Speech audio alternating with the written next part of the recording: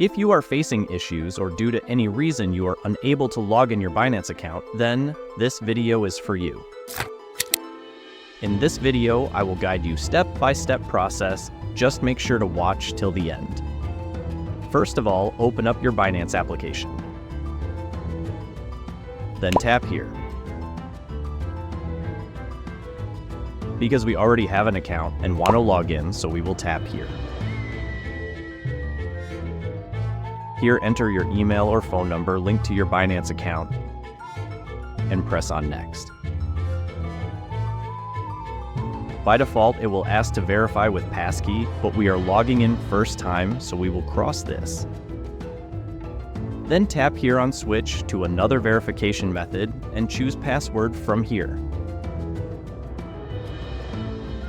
Here, enter your Binance account password and press on Next. Now it's asking to verify our email and authenticator. First, tap here. Open your Google Authenticator app and copy your 6-digit code and paste here. Then go and tap on email,